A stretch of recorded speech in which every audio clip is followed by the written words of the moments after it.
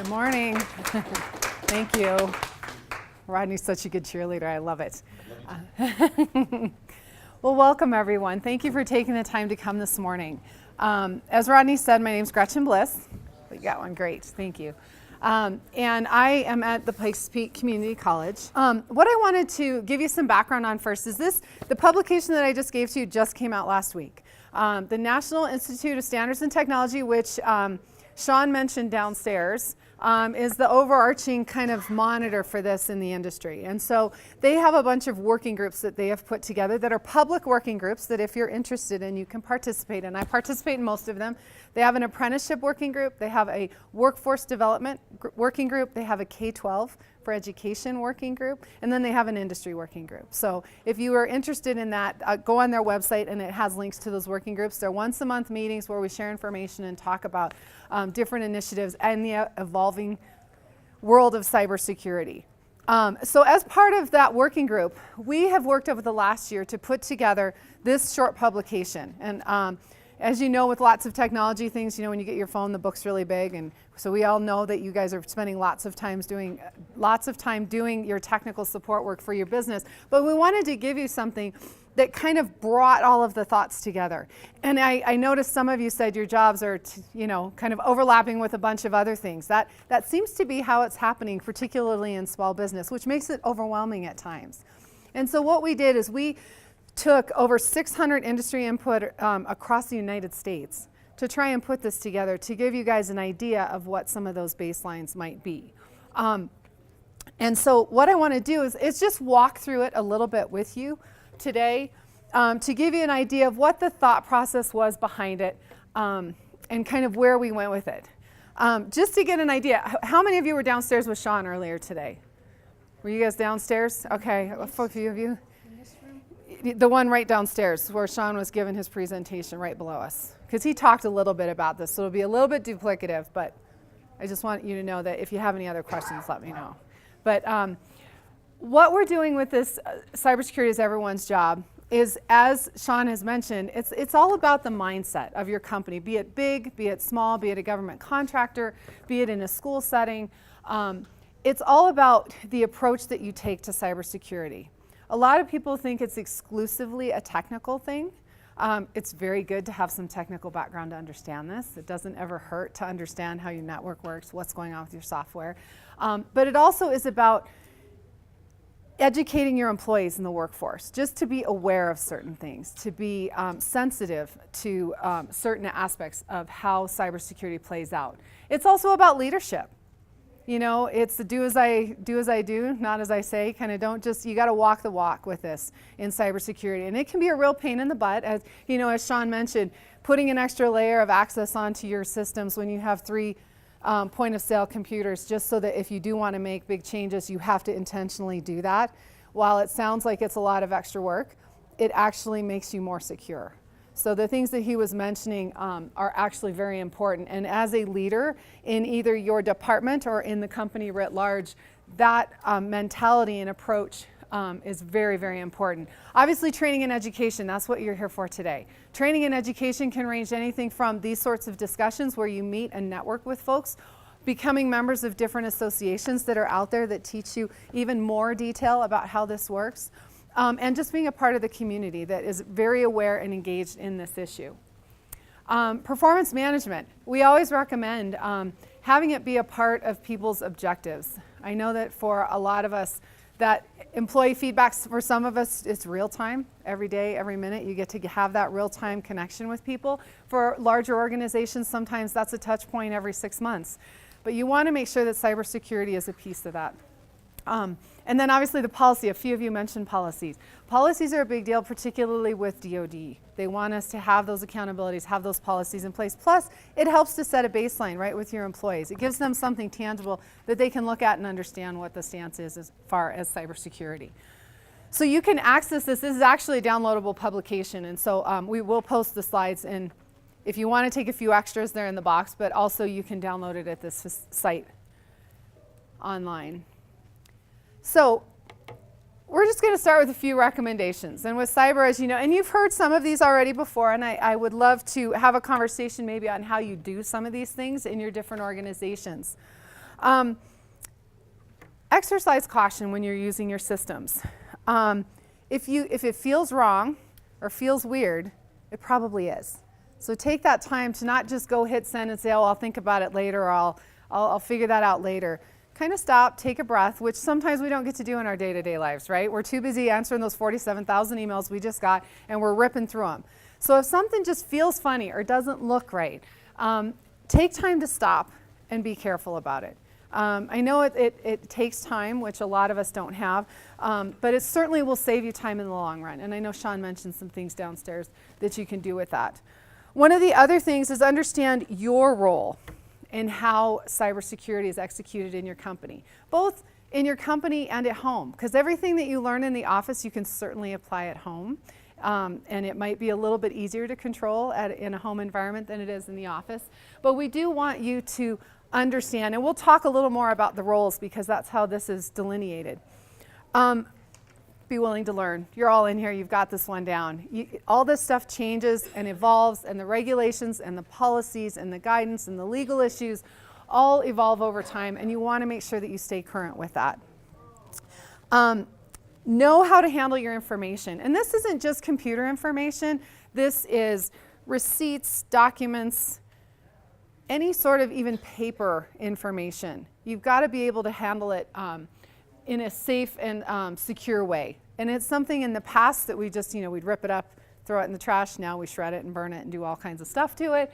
But just know that what the policy is, and then maybe even implement that at home. I know a lot of folks at home think that your trash can is sacrosanct till it gets on the curb.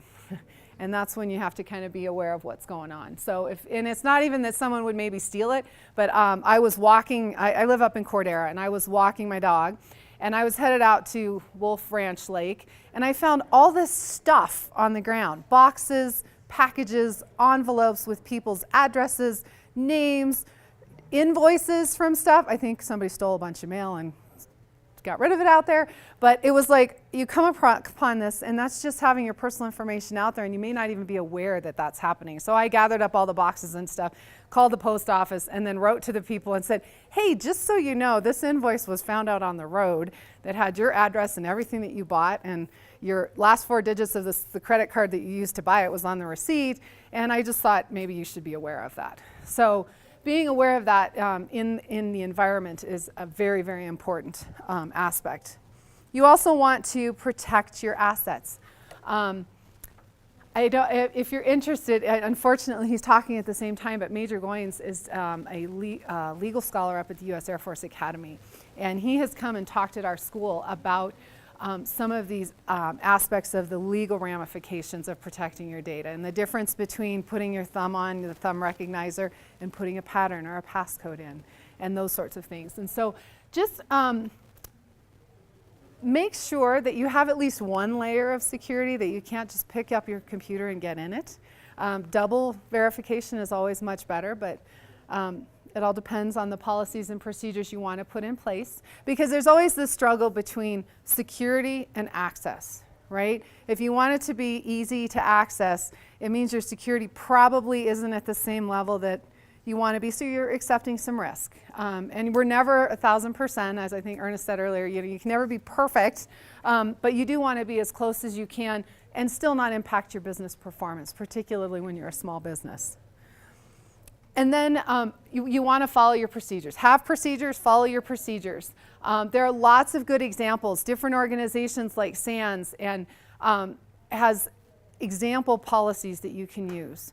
And it's a starting point, right? And you implement it, and policies are not meant to be set in stone, even though sometimes in the government we think they are. When I had my time there, it's really hard to change them. But when it's your own company, you can change those and evolve as you learn. So you can always update those policies and procedures and make sure that your employees are aware of those. Next is the authentication. You want to make sure to have the best authentication that you can get. Obviously, cost is a huge piece of that, so you need to make that determination inside of your business model. But if you can, use encryption. A lot of times encryption is not as complicated and overwhelming as you think it is, and you can certainly explore some of those options that are available to you. You want to make sure, a lot of times people who work from home, One of the things, particularly from a social engineering perspective, is that we always say, maybe keep business devices and keep your home devices. Nobody really wants to carry two phones, but a lot of times that helps to separate, at least physically, some of the information and data. Unless you're accessing both emails on the same phone, then it's really not as helpful for you. But they do want, especially if you're working on government contracts, a couple people mentioned government contracts and government requirements. That is something that you want to be very sensitive to as to how accountable that device is going to be for inspection or verification or things like that. When you travel, you want to make sure you have secure connections. As you know, there's an open Wi-Fi here, right? So if somebody really wanted to play around with you, you could probably find all of our information depending on how much encryption we have on our devices. And some people are like, hey, that's okay, that's my information. Some people don't have that sensitivity, but obviously from a business perspective, you should be very vigilant about that. Again, policies and practices, and maybe security incidents. A lot of times, particularly in larger organizations, reporting of incidents is more of a punishment thing than a reward thing.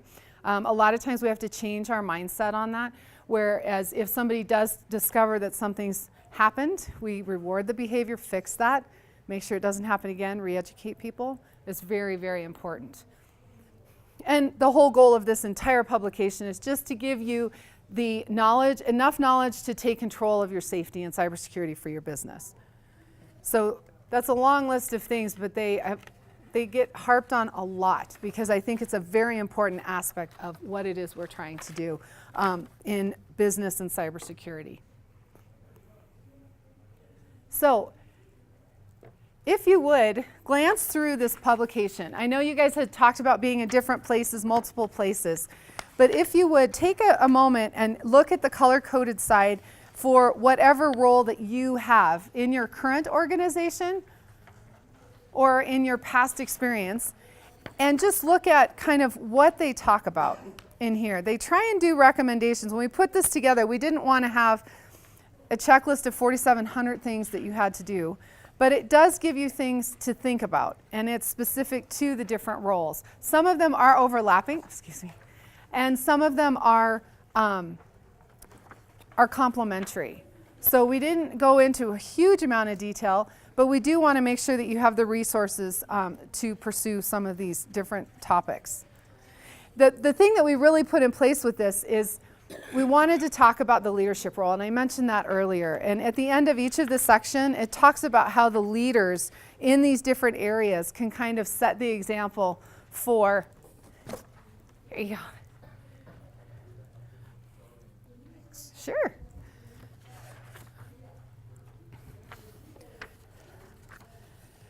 So take some time and just glance through some of the recommendations.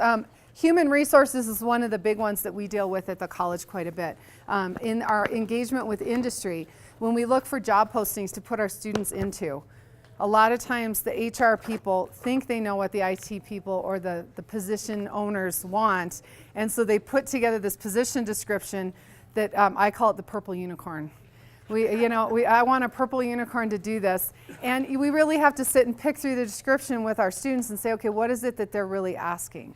And so making sure that your HR and your admin office folks are aware of cyber terminology, cyber roles, cyber responsibilities is a big deal, because it's something that if you do want to get those purple unicorns in to help you in your business, we need to use common terminology. So one of the things, if you're a larger business, I know a lot of the government contractors sometimes use the NICE framework.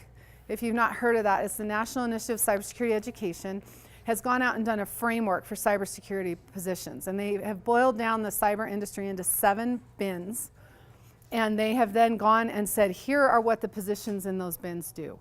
It's amazing because it creates common vocabulary across system administrators and things like that. I don't know if you guys know, Tatiana Bailey runs the Economic Forum. She's with UCCS. And she's done a lot of work with us on trying to encapsulate what is it that this community needs as far as cyber, so that we can build education programs at both the college level and the high school level to give you guys the purple unicorns you want to hire later on. And what she has found very consistently is that we've pulled out system administrator positions that have cyber responsibilities, and of the 17 positions, we've had 17 different job postings. And so it's really hard for our students and to build training programs to meet those requirements. So just keep that in mind when you have those cyber. And this is good stuff when you do have a position where they have some cyber responsibility. A bunch of you have said you do 3 or 4 things at one time, where you can use some of this verbiage to create some consistency in the community that would apply for your jobs, if that makes sense. So has anybody found anything that doesn't make sense under the areas that they're looking at? Either human resources, I know we talked about finance. And this is a great guide too, just to give in a hiring packet. That's part of what we said as well, is that if you were to put this in someone's hiring packet to just see what cybersecurity is and then have your policies and procedures behind it, that creates a little better awareness across the staff.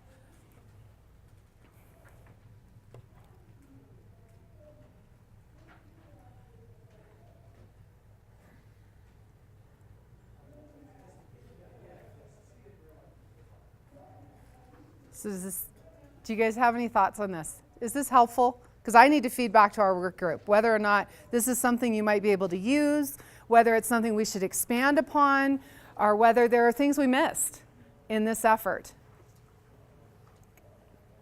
I'm not going to hold you on the spot as far as feedback, but please do email me if you find things as you go through this or try to apply it that are either confusing or missing. And I would like to, because we're going to do an iteration of this about every 6 months to make sure that we're keeping it current. Okay? I think it's great. I think it's helpful. Good. Well, I'm glad to hear that. I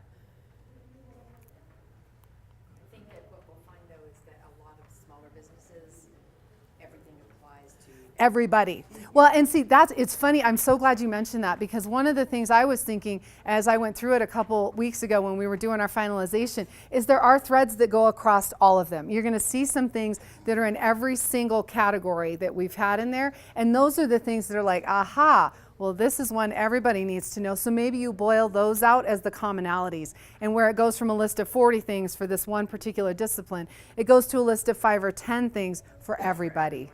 And so that's something that I did notice, and I'm so glad you brought that up, because that's something that I think for smaller businesses is important, because you can't do everything on these lists, right? It's just too hard when you have 15 people in your office. But if you can say all 15 of these people are going to do these 10 things or 5 things, boy, you've really mitigated yourself, not completely, but you've really created a different bar for your cybersecurity stance. Sir?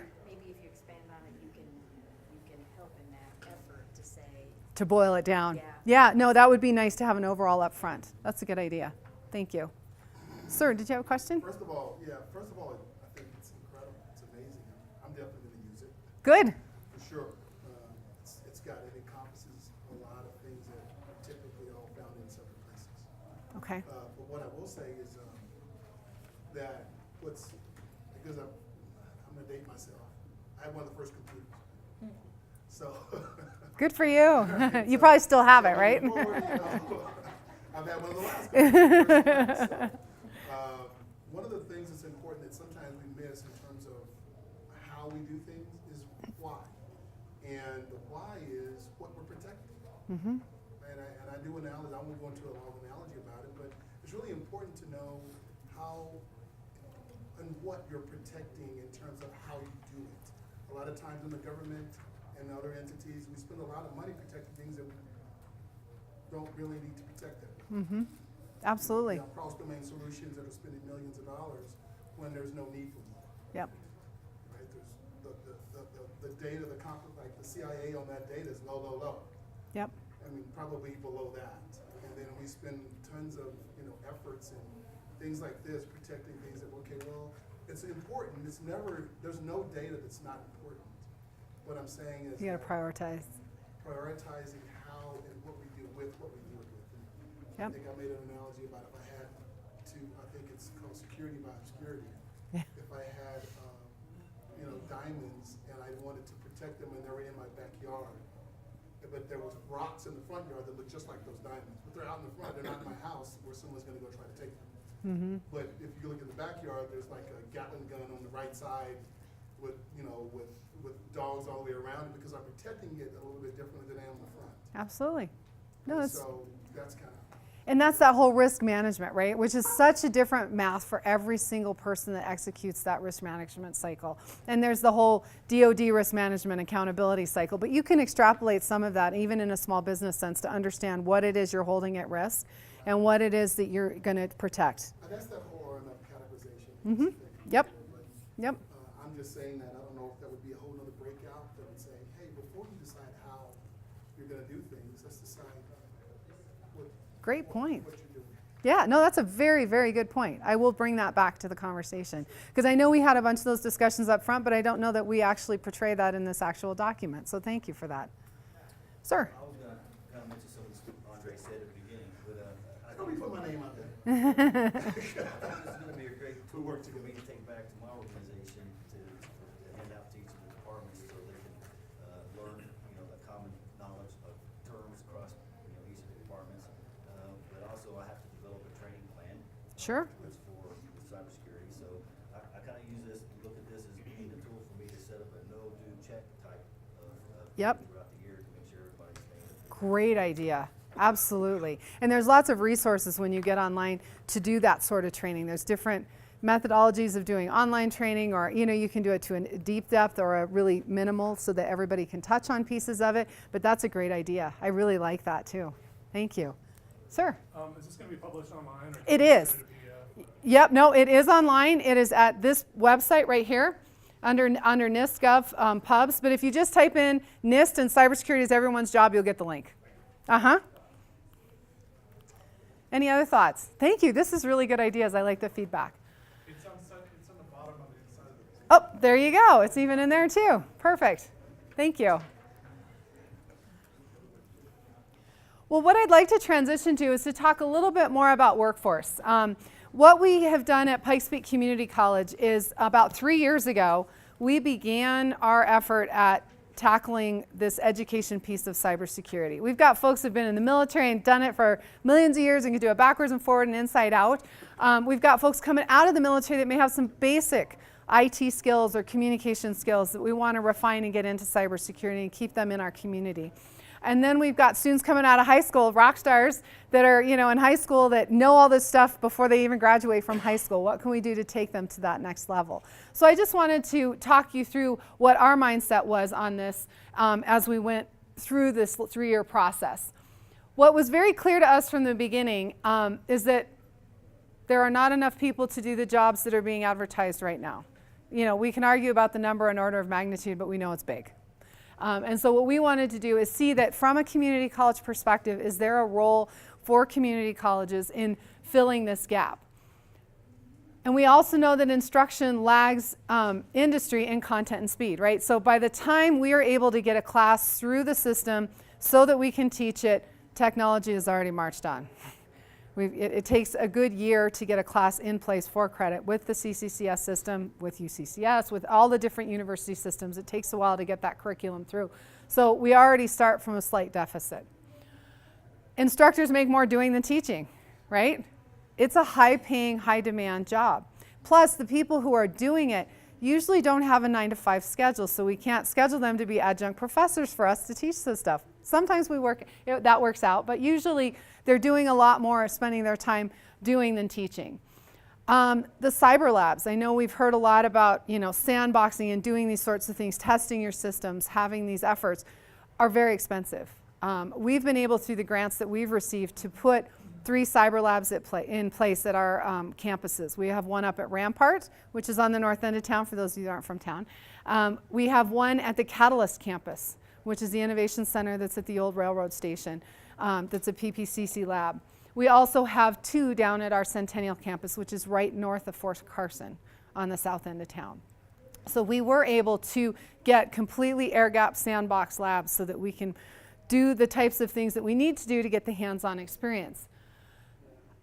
As I mentioned earlier, the cyber job functions are broad. And so the big issue for our students is that either they come out with a clearance so that we can get them trained and get them back into the government industry, because that's a big deal, or we have students that's a barrier for. even coming out of high school. So we've really integrated in that piece into the soft skills of what we do for cybersecurity, because 90% of the jobs available in Colorado Springs in cybersecurity require clearance of some sort, which is a little daunting, I think, for our high school students. It's a little, and for adults, right? For everybody. And so what we did is we went out and we said, okay, if we're going to tackle this cybersecurity monster, we need to figure out what types of things we need to offer at the school. And so what we did is we put in, at the time we had our computer networking technology degree. And that is the degree we submitted to the National Security Agency for certification as a Center of Academic Excellence. And that networking degree met all of the 11 criteria that NSA has determined that 2-year schools have to meet. 4-year schools have to meet 26 criteria. We have to meet 11. And so we submitted that, and at the same time we're developing a new cybersecurity degree, because we went out to industry and we had industry focus days. I mean, Ernest was part of this. Bessel was part of a lot of the initiatives that we were involved in, so it's great to see you guys here. We spent a year trying to get a handle on what kind of cyber purple unicorns do we need in Colorado Springs, because everybody's slightly different. So we wanted to make sure that we guided our program to reflect what the industry needed. And so as a part of that, we found out that there was a lot of need for networking awareness. And so because we already had a networking degree, we were able to add 3 or 4 security classes to that degree and mesh some of the programming classes, because still programming is important. And so we integrated that in, and in January we started offering the cybersecurity degree. As you mentioned, a few folks are in that degree, which is great. And we went from 42 students the first semester in January, which we thought was pretty darn good for just putting it out there. And now we have over 124 declared students in the AAS. We also have a cybersecurity certificate. That is the meat of the security courses out of this program, which is 6 courses that you can get an actual cyber certificate. And we currently have 37 students in that program. But we also, because industry, one thing that industry made clear to us is that it's not just about getting the degree, it's about getting the education and getting the experience, the hands-on, down and dirty, how do you do this stuff? And so what we did is we now have certificates in these areas. You can get any of these certificates across, and CCNA is Cisco, so a lot of folks hear about Cisco. We do have CCNA 1, 2, 3, 4, and security level certifications. So the other part that we've done is we've moved out into industry to do cooperative efforts. And SecureSet, I'm glad to see you guys are here. We do a capture the flag every month with SecureSet. They bring in their Wi-Fi so they don't have to sit on our backbone at the school, and they execute a capture the flag. And if for folks, if this sounds strange and wonderful or fascinating, please come join us. It's the 3rd Friday of every month. We start at 5 o'clock, and we have laptops at the Pikes Peak location. We rotate between Rampart, then we go to the SecureSet downtown, and then we go to our Centennial campus. And if you want to come and just explore it, come grab one of our laptops. They sit down, they walk you through it, they give you kind of a tutorial on how this works. And it's just a way to kind of get a better understanding as to what's going on. So that's been going on for almost 2 years. We also have engaged with industry to host industry days. And that's where we try and really sit down with industry each year to have them learn about what the educational changes are. We now have 6 cybersecurity programs in high schools across Colorado Springs. That was more than 3 years ago, there was none.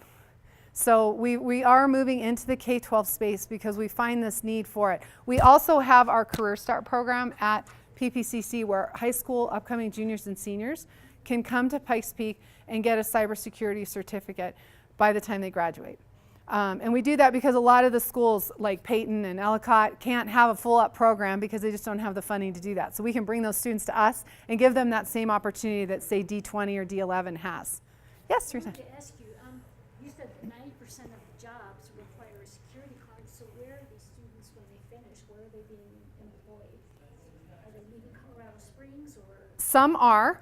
Some are, and in fact, that's part of the what we're working on right now is the intern and apprenticeship program. So you walked right into my next point, is that no, it's perfect, because that's one of the things that is very important in this. Is we've realized that education can't make purple unicorns on their own. We can make purple or we can make unicorn, but we need industry to help us mesh those two together by offering internships or apprenticeships for students where they might come in the summer between.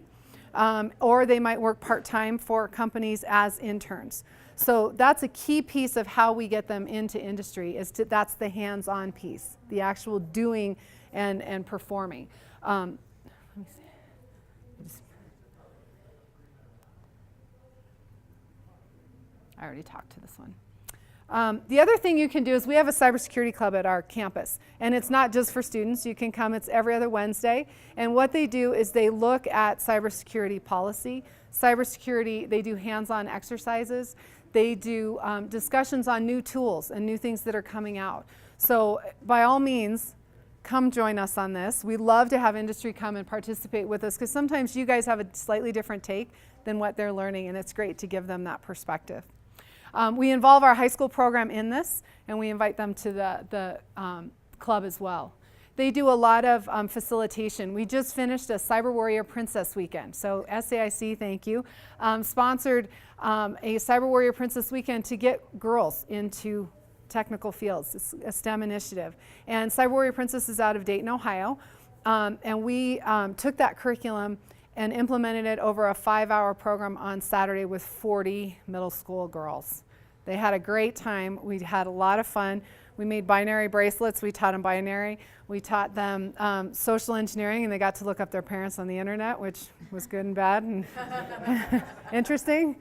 Didn't quite know it was going to turn out that way, but and then we did a kind of a social engineering exercise of when you post a picture on Twitter or on Instagram, how you can figure out exactly when, where it was taken. You can geotag it. You can do all kinds of stuff to it. And so it was really interesting for them to kind of learn and explore that. We did a coding class as well, where we did a robotic turtle movement program. And the girls, we thought we'd teach them some basics about how to do that. And they had them dancing and flipping and doing all kinds of stuff by the end of the hour. So it was really neat to really harness that brain power and creativity of those students. So from the college's perspective, we're trying to engage across the entire domain. Our RAMPS grant that Rodney mentioned, which is a Regional Area Multi-State Partnership, it's another nice acronym, but there was 5 grants awarded. The Tidewater region in Virginia, Syracuse, New York, Dayton, Ohio, us, and Arizona. And we were the only community college awarded the money from NICE. Mostly it goes to 4-year schools. But we had an initiative where we were trying to get internships for high school students. We said, these guys are rock stars, we know they can do this. And we were able to place interns, 21 interns in 14 companies, Bessel and Harris included. Thank you guys very much, we appreciate that. SBDC, AICTA took some of ours as well. And I think in the end of that, they spent the entire summer working and doing cybersecurity for small businesses, for large businesses, and for other aspects of industry to include manufacturing. We had a couple manufacturing companies. At the end of that program, people were amazed at how much those students knew and that they were ready to hire them right out of high school. And so I think there's this whole perception of cyber that is kind of throwing education on its ear a little bit, which I think is great, because I think it's something that keeps us dynamic and keeps us engaged.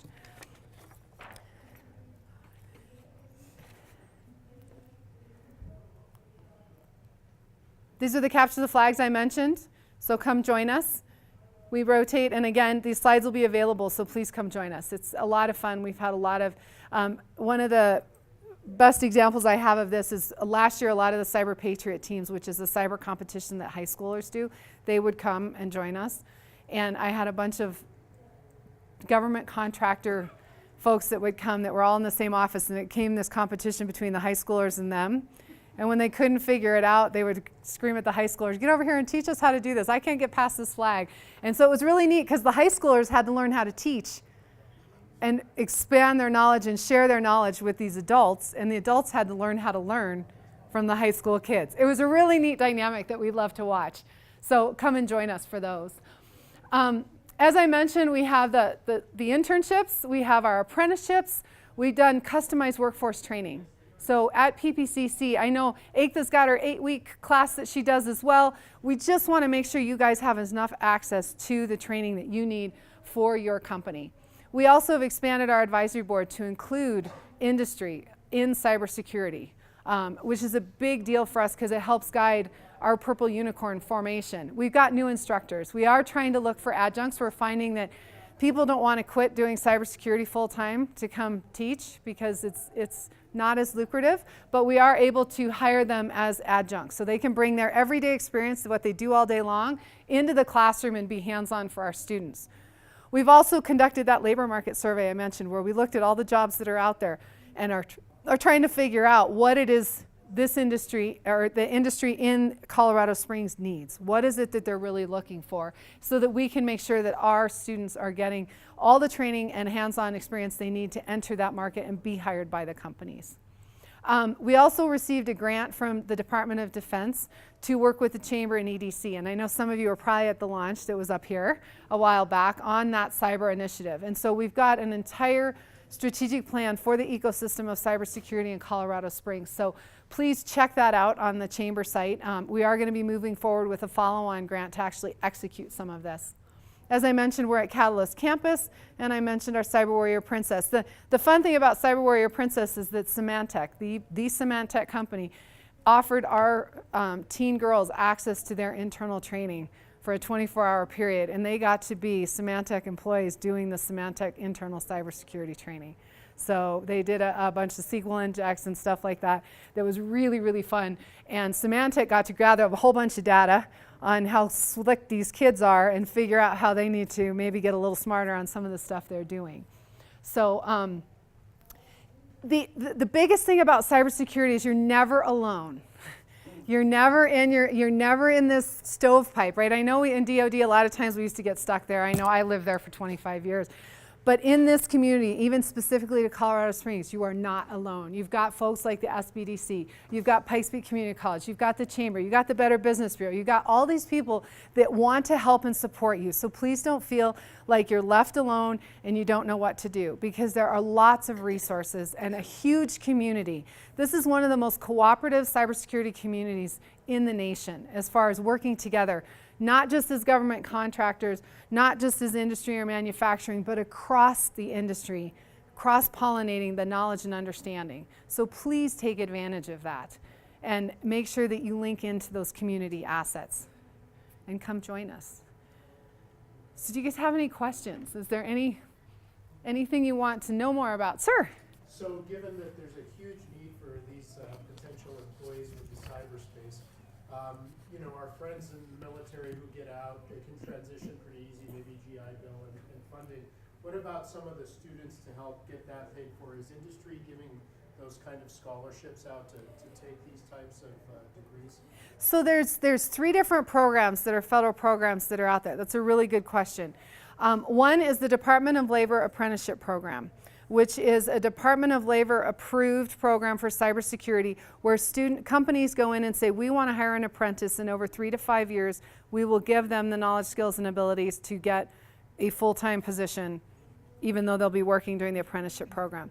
There's also what's called Scholarship for Service, and that is currently in 4-year schools. It's where you enter a program, and you can do this in many areas, but cybersecurity is one of them, where you can go to, say, Cal State San Bernardino, and you are trained in that Scholarship for Service. You get a stipend to go to school during that time, and when you are done, you get priority hiring into a government job. The third one is that they just opened up to community college a version of Scholarship for Service. And it's mainly for veterans that are exiting or for people who already have a 4-year degree that we can then transition them into the government job. So those are the 3 programs from a federal government perspective. However, lots of companies, to include Northrop Grumman and several others in the area, are instituting an internship program where they're trying to take some of these students. Polaris Alpha, I know, is doing it as well, where they're taking students. We have a few from our program that have come out to be hired on an internship basis for 6 months to a year. And then once they've kind of gotten through that year, if they have met the mark, they then are hired full-time through that process. But it is an individual company initiative right now. We don't have a community, although part of this strategic plan, one of the lines of effort on that is to actually see if we can have some sort of community clearinghouse for those sorts of opportunities, so that even small businesses can get involved. If you need a cyber person, that you can have an intern. At PPCC, as part of our degree program, you have to have an internship, paid or unpaid, as part of your degree. So that's where the local companies, free labor, I hate to say that, but it's students, they get credit for the program, and they get to actually be part of your staff and support you. If you're interested in that, please reach out to me, because we have a huge network that we're creating at the college of interested companies that want to have our students come in and, you know, be a part of your company and be an intern for you. Okay, sir. I'm an adjunct here in Colorado Springs, but I'm also a business owner, new, small startup, and this is a plug. So my name of my company is Global Information Systems, and there's two sides to what we're talking. You'll get where I'm going with. We have uncleared students, and there's another industry that's not up there that's really hot right now, and that's computer forensics. And working with attorneys for one side of my business, I have cyber, and then I have computer forensics. Well, these guys don't require any type of clearance to do computer forensics expert witness and computer forensics expert analysis. Excellent. And so there's a bunch of attorneys. I just talked to one yesterday. It's like, oh my God, you're a godsend, because they need, and those certificate people that you have, those students, they really are, they're ready to go. I mean, computer forensics and cybersecurity are really tight knit. It's just it's a play on words. Yeah. And those guys, I think, are qualified. They really are, by definition, to be computer forensics expert witnesses and to do analysis. And so there's a lot of attorneys, because everything crime-wise now relates to something cyber. It's IoT. There's a phone involved. There's a computer involved. There's a tablet involved. In every single aspect of crime, even people now who are driving, who have accidents, if they want to know if they were texting. Or if they were on the phone. And that kind of goes between cyber and computer forensics, and it's a very fine line. So I just wanted to put that out there, that if you're looking to place those people, there's another place that they can look, and that's in computer forensics. No, you bring up an excellent point. And when I talked about those 11 discipline areas, and I'm sorry, I'll get to your point in a second. We have 11 discipline areas. One of those is forensics. We have networking, we have forensics, we have coding, we have policy, we have all these different pieces, and forensics is a part of it. What's interesting is in Colorado, the community college system in Colorado, 3 of our schools are CAE2Y, Center of Academic Excellence for 2-year schools. One is Red Rocks, theirs is more of a coding degree. Ours is more networking. And Pueblo, who's down south, is a little more coding, but Arapahoe is doing theirs in forensics. Arapahoe Community College is. So we are really excited to have that diversity inside of our community college system. And what we've done is we have set a standardization that there are 5 courses that meet the NSA standards. They will be part of any cybersecurity degree at any community college in Colorado. And then everybody else can add their flavor on top of that to make sure that we're able to address the full spectrum of cybersecurity and the elements that NSA wants us to cover. So thank you for bringing that up. That's an excellent point. There's another question. Sir. I see the partnerships. Are you guys involved in sector partnerships? In what sense? We work with all, like manufacturing, we work. SBDC with it's a state sector partnership with the different counties and workforce. We do deal with the Pikes Workforce Center on this quite a bit. Absolutely. But I know in manufacturing, PPCC has had a long history of engaging with the manufacturing sector. However, with cybersecurity, because it is so cross-cutting across all industry sectors, it's kind of one of those things where we go into all those different stovepipes. It's not, and this is where, you know, we can have a philosophical debate about cyber and DoD for hours, I'm sure. But one of the things in the early 90s when we first started this whole, is cyber cross-domain or is it its own discipline? we kind of went with its own discipline, but I think what we found out over the next 15 years is it's a really cross-domain, and I think it's the same thing with industry. It is so cross-domain that we really can't be cyber-specific as far as an industry partnership. We have to do cyber across all industry sectors, if that makes sense. And there's lots of opportunity out there. Goodwill offers training in this, and they have a Google grant. So if you really, if money's an issue for your company, go talk to Goodwill. They do A+, Net+, and Security Plus training. So go talk with them. There's LeaderQuest, as you see downstairs. LeaderQuest has a lot of good initiatives. SecureSet does lots of really great stuff. There is so many educational opportunities, and everybody learns differently, right? Nobody can learn things the same way. Check them all out. You know, if it's a funding issue, obviously you'll find a place for that. If it's I don't want to know too much, but I want to know enough to keep me safe, we have those options as well. And there is just a lot of opportunity there. So please, I'm not advocating just for PPCC. I'm saying get educated. You're here to be educated. I love you guys for it. I wish the rest of the community was as interested and driven as you are. But do try and dig into it a little more. And just know that there's a variety of resources available to you, both online and in person in Colorado Springs. So is there any other questions, comments? I hope this was beneficial to you. If you would, please, I will leave my contact information, and Aetha has my contact as well. If you would like to get in touch or attend any of our events, please do. We would love to have you there. So thank you very much. Yes, I think Aetha is going to be posting the slide deck, and if not, I can certainly send it to you. Absolutely. So thank you so much for your time this morning, and I wish you all a great day.